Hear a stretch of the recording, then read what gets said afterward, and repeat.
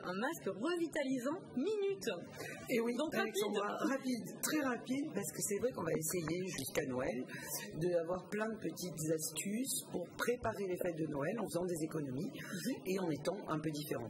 Donc ce masque revitalisant minute, c'est un des plus vieux masques et surtout un des plus efficaces.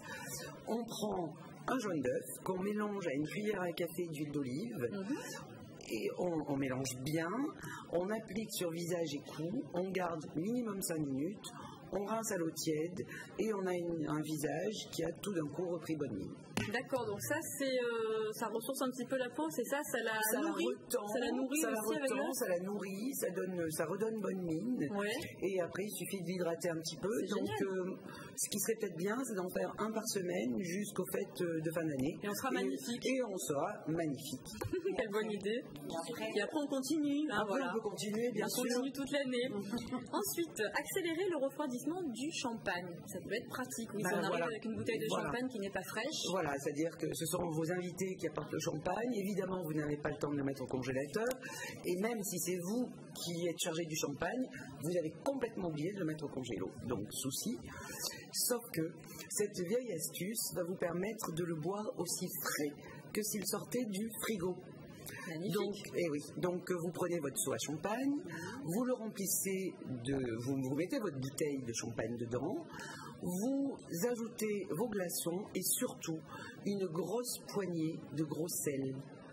En 10 minutes, votre champagne sera aussi frais que s'il sortait du frigo. Comment ça se fait? En quoi le sel agit justement sur le refroidissement? C'est un procédé chimique quelconque que j'ignore totalement. D'accord, un procédé chimique. Ce que je peux vous dire, c'est que ça se fait depuis très longtemps. C'est génial. Et ça fonctionne. Donc en combien de temps ça refroidit? 10 minutes. 10 minutes. Oui, donc on ne stresse plus si on a oublié de mettre la bouteille de champagne au frais. On se jette sur les glaçons et le gros sel. Magnifique. Alors les fleurs coupées, c'est pour prolonger leur vie là? Oui, absolument, parce que c'est vrai qu'on a envie d'avoir une jolie maison, bien décorée, des jolis bouquets de fleurs, sauf que la plupart du temps, on achète un magnifique bouquet de fleurs et 2 jours après, il est tout fané, on n'a plus qu'à le jeter. C'est surtout l'hiver avec le chauffage, quand il fait chaud dans les intérieurs, ça tient pas longtemps. Absolument. Donc, pareil, nos grands-mères s'étaient occupées de ça.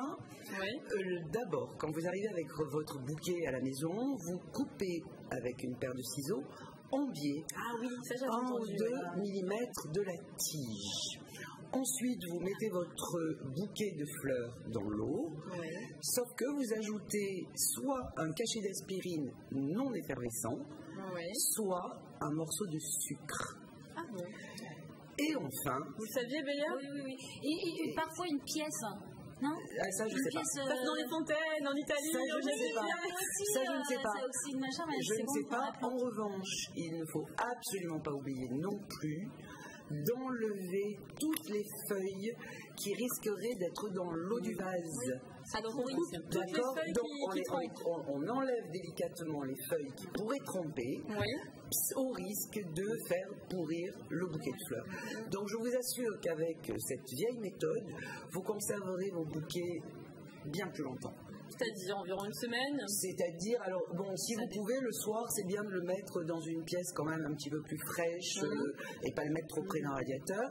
Mais moi, il m'est arrivé avec cette méthode de garder des bouquets 10 ou 12 jours sans aucun souci. Et est-ce qu'on change l'eau une fois qu'on a mis l'aspirine? Dans la mesure où vous enlevez bien les feuilles, où vous avez fait tout ce que je viens de vous dire, si l'eau reste impeccable, c'est inutile de la changer.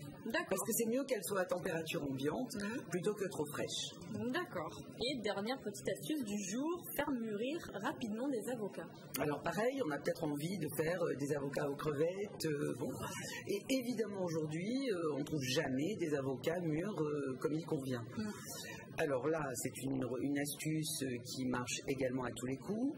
Vous prenez votre avocat bien dur, bien pas mûr, bien tout comme il faut pas, bien vert. Vous le mettez dans un sac en papier. Vous trouvez ces sacs, vos marchands de légumes en général, ils ont encore des sacs en papier.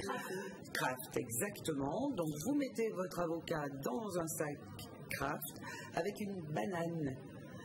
Vous fermez bien le sac. Une banane non épluchée. Une banane entière. Ouais. Vous fermez bien le sac, vous le laissez à température ambiante et je vous promets que votre avocat le lendemain sera mûr. Excellent. Et vous pourrez le préparer. Même pour la corbeille de fruits, ça marche.